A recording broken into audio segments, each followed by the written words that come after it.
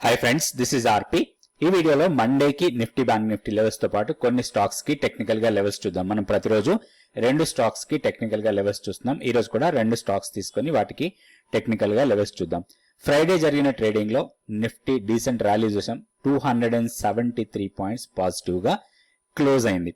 So మనం technical గా levels చూసే ముందు నిఫ్టీ 50 స్టాక్స్ లో 39 స్టాక్స్ అడ్వాన్స్ ఉంటే 12 స్టాక్స్ మాత్రం డిక్లైన్ లో ఉన్నాయి. అడ్వాన్స్ లో ఉన్న స్టాక్స్ చూస్తే మనకి ఐటీ స్టాక్స్ లో బేసిక్ ఇక్కడ చూస్తే మనకి ఐటీ స్టాక్స్ లో HCl tech 5%, more than 5%, TCS, Infosys, తర్వాత ఎల్టీఐఎం, టెక్ మహేంద్ర, ఇవన్నీ కూడా ఐటీకి సంబంధించిన స్టాక్స్. వీటిలో డీసెంట్ ర్యాలీ.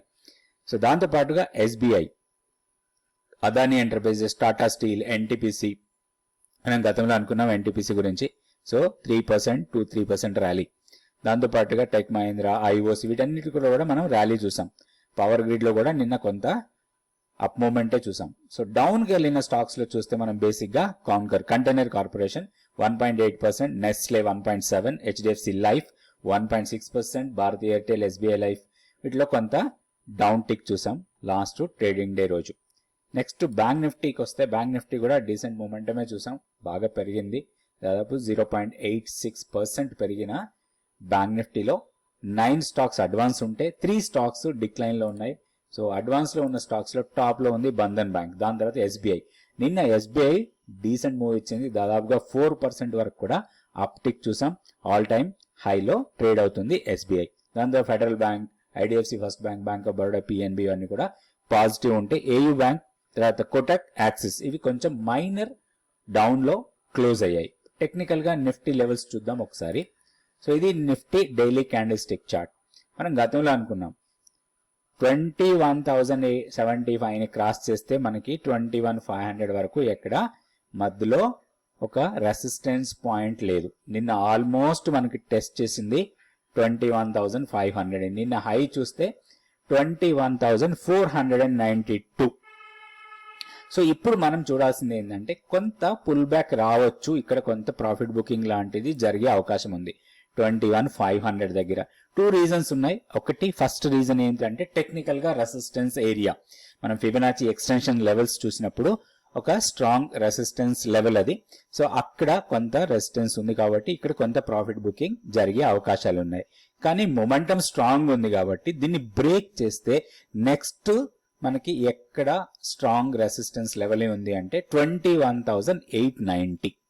సో ఇది బ్రేక్అవుట్ ఇస్తే మాత్రం నెక్స్ట్ మనకి మళ్ళీ 21,890 వరకు ఎక్కడ ఒక రెసిస్టెన్స్ పాయింట్ అయితే లేదు మన టెక్నికల్ లెవెల్స్ ప్రకారం. సో ఇప్పుడు మనం ఏం చేయొచ్చు, ఏదైనా పుల్ బ్యాక్ లో బై చేయాలి, కానీ ఇప్పుడు బయింగ్ ఏరియా కాదు. ఆల్రెడీ మన లాంగ్స్ ని కంటిన్యూస్ గా క్యారీ చేసుకోవచ్చు స్ట్రిక్ట్ గా స్టాప్ లాస్ పెట్టుకొని. ఇప్పుడు డౌన్ సైడ్ మనకి మంచి సపోర్ట్ లెవెల్ ఎక్కడ అంటే లాస్ట్ ట్రేడింగ్ డే రోజు లో ఏదైతే ఉందో అది మనకి ఇమీడియట్ సపోర్ట్ లెవెల్ లాగా ఉంటుంది. సో 21,170 ఇమీడియట్ సపోర్ట్ అనుకోవచ్చు మనం. ఇక్కడ ఈ సపోర్ట్ లెవెల్ 21,170. సో ఈ లెవెల్ లాస్ట్ ట్రేడింగ్ డే కి దగ్గర, ఈ లో కన్నా కొంచెం కింద. ఇది ఇమీడియట్ గా మనకి మంచి సపోర్ట్ ఉన్న ఏరియా 21,170. సో వన్స్ ఇది బ్రేక్ అయితే డౌన్ సైడ్ నెక్స్ట్ సపోర్ట్ వచ్చి గ్యాప్ ఏరియా, ఈ గ్యాప్ 21,025. సో మనకి లెవెల్ 20,765. సో మన కీ లెవెల్ కన్నా పైన ఉన్నంత వరకు కూడా మన strategy by and dips mode లో ఉండొచ్చు. మన లాంగ్స్ ని క్యారీ చేసుకోవచ్చు. నెక్స్ట్ బ్యాంక్ నిఫ్టీ చూద్దాం. ఇవి బ్యాంక్ నిఫ్టీ లెవెల్స్ మనం గతంలో అనుకున్న లెవెల్సే. సో ఎప్పుడైతే 47,850 ని క్రాస్ చేసి సస్టైనబుల్ గా ఉంటే నెక్స్ట్ మనకి 48,500 వరకు వెళ్లే అవకాశం ఉంది అనుకున్నాం. సో ఇది క్రాస్ చేసింది. ఇంట్రాడేలో ఒక డిప్ ఇచ్చింది మనకి బయింగ్ ఆపర్చునిటీ అది. సో ఈ లెవెల్ తర్వాత దీన్ని క్రాస్ చేసి పైన సస్టైనబుల్ గా ఉంది. 48,143 దగ్గర క్లోజ్ అయింది. ఇప్పుడు మనకి రెసిస్టెన్స్ 48,500. సో 48,500 కి మధ్యలో పెద్దగా రెసిస్టెన్స్ పాయింట్ ఏమీ లేదు.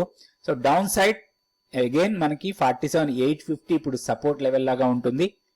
47,850 ని బ్రేక్ చేస్తే 47,500, దాని తర్వాత 47,225. ఇవన్నీ కూడా మనకి support levels.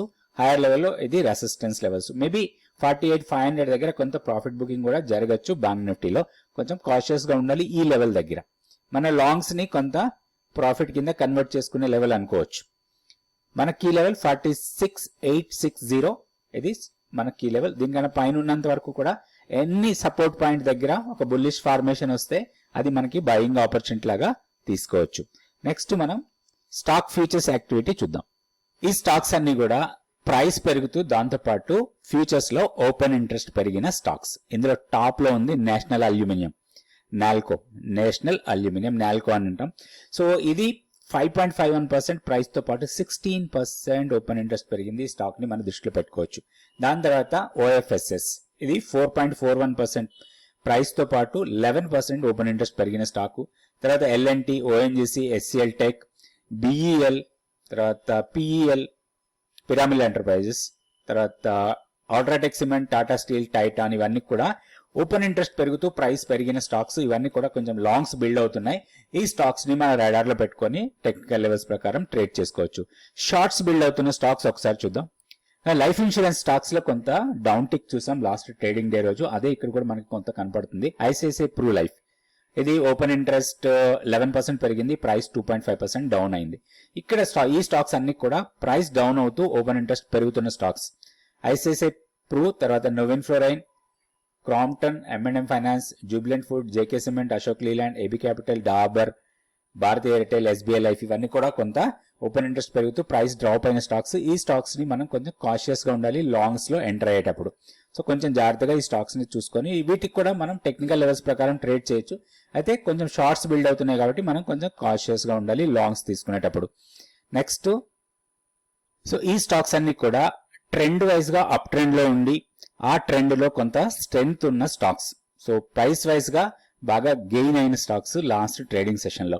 So Jubilant Pharma 10% పెరిగింది స్టాక్. దాంతోపాటు Aether Industries, SL Technology, Godavari Power, Tata Consultancy Services, GE Shipping, Graphite, Coforge, HEG, State Bank of India, Cyient, Suven Pharma, RBL Bank, Adani Enterprises, Gujarat Ambuja Exports, Tech Mahindra ఇవన్నీ కూడా బాగా పెరిగిన స్టాక్స్.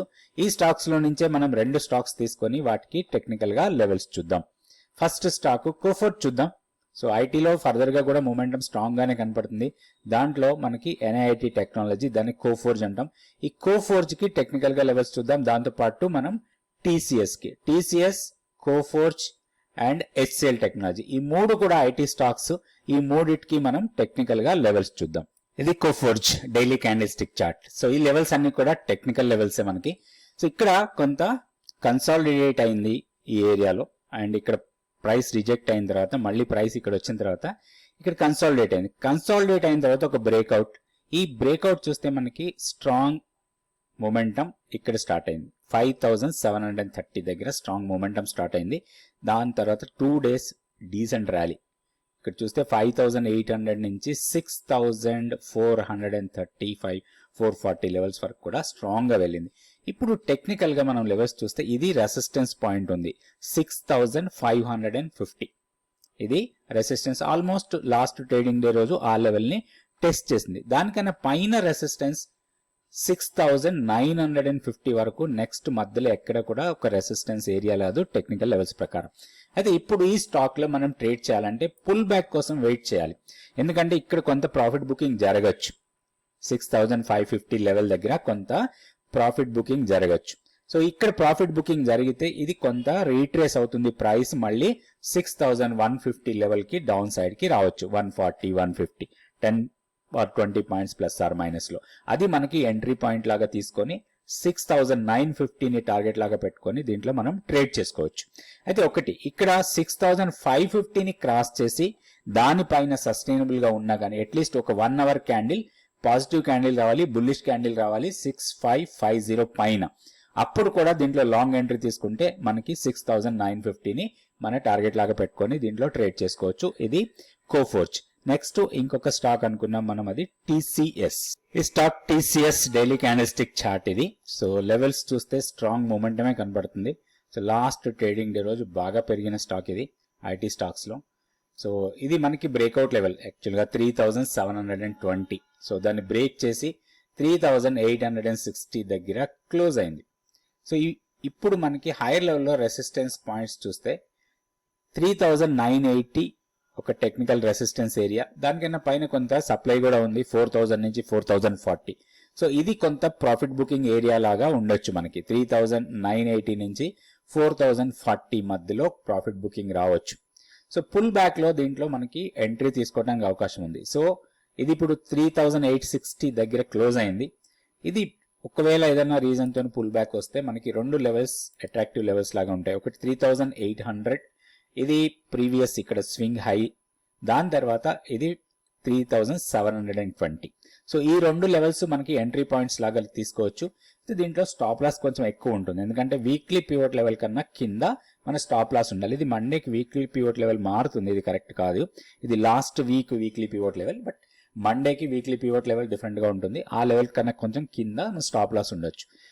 అయితే స్టాప్ లాస్ ఇప్పుడున్న rules ప్రకారం చూస్తే మనకి 3670 మన స్టాప్ లాస్ లాగా ఉండాలి. ఈ లెవెల్స్ లో ఎక్కడ ఎంటర్ అయినా కానీ అదే మనకి స్టాప్ లాస్ అనుకోవాలి. హైయర్ లెవెల్లో మనకి ఇది స్ట్రాంగ్ రెసిస్టెన్స్ అనుకోవచ్చు 4040. సో ఈ 3980 నుంచి 4040 ఈ లెవెల్స్ లో స్ట్రాంగ్ రెసిస్టెన్స్ ఫేస్ చేయొచ్చు. మన దగ్గర కూడా ఏమైనా లాంగ్స్ ఉంటే ఇక్కడ లాంగ్స్ ని ప్రాఫిట్ కింద కన్వర్ట్ చేసుకోవచ్చు. నెక్స్ట్ ఇంకొక స్టాక్ అనుకున్నాం, అది కూడా చూద్దాం. ఈ stock SL technologies. All IT stocks rally, ఇందులో కూడా సేమ్ ర్యాలీ కంటిన్యూ అయింది. ఇక్కడ ఒక బ్రేక్అవుట్ ఇచ్చింది 1380 దగ్గర, 1380 దగ్గర బ్రేక్అవుట్ ఇచ్చింది. సో బ్రేక్అవుట్ తర్వాత స్ట్రాంగ్ మొమెంటం చూసాం మనం. 1498 ఒక రెసిస్టెన్స్ పాయింట్, 1498 అంటే 1500 దగ్గర ఒక రెసిస్టెన్స్ పాయింట్ ఉంది. సో అది ఆల్మోస్ట్ టెస్ట్ చేసింది లాస్ట్ ట్రేడింగ్ డే రోజు. 1497 వరకు వెళ్ళింది. సో ఇది మనకి ఒక పుల్ బ్యాక్ లో ఎంట్రీ పాయింట్ లాగా తీసుకోవచ్చు. 1450 వస్తే అది మనకి కొంత ఎంట్రీ పాయింట్ లాగా తీసుకోవచ్చు. స్టాప్ లాస్ స్ట్రిక్ట్ గా 1420 దగ్గర మన స్టాప్ లాస్ ఉండాలి. ఒక 30 పాయింట్స్ స్టాప్ లాస్ తోని మనం దీంట్లో ట్రేడ్ చేసుకోవచ్చు. హైయర్ లెవెల్లో మనకి రెసిస్టెన్స్ పాయింట్స్ దీన్ని క్రాస్ చేసే అవకాశాలు ఎక్కువ ఉన్నాయి 1500 ని. తర్వాత 1520 కొంచెం ట్రబుల్ ఏరియా, ఇది ఇక్కడ కొంత ప్రాఫిట్ బుకింగ్ లాంటిది జరగచ్చు. వన్స్ 1520 క్రాస్ అయితే మాత్రం 1520 క్రాస్ అయితే మాత్రం 1570 వరకు మధ్యలో ఎక్కడ రెసిస్టెన్స్ ఏరియా లేదు. సో ఇది మనకి 1520ని క్రాస్ చేస్తే ఇమీడియట్ గా ఒక 50 పాయింట్స్ ఇక్కడ నుంచి పైకి వెళ్లే అవకాశాలు ఉన్నాయి. సో ఈ స్టాక్ ని మానిటర్ లో పెట్టి మనం పుల్ బ్యాక్ లోనే ఎంటర్ కావాలి. ఇప్పుడు ఆల్రెడీ హైలో ఉంది, కొంత ప్రాఫిట్ బుకింగ్ వచ్చే ఏరియా ఇది మనకి. 1500 నుంచి 1520 మధ్యలో మాత్రం కొంత ప్రాఫిట్ బుకింగ్ రావచ్చు ఈ స్టాక్ లో. సో రేపటి వీడియోలో మళ్ళీ నిఫ్టీ, బ్యాంక్ నిఫ్టీ లెవెల్స్ తో పాటు కొన్ని స్టాక్స్ కి టెక్నికల్ గా లెవెల్స్ చూద్దాం. థ్యాంక్ యూ అండి. Thank you so much for watching this video.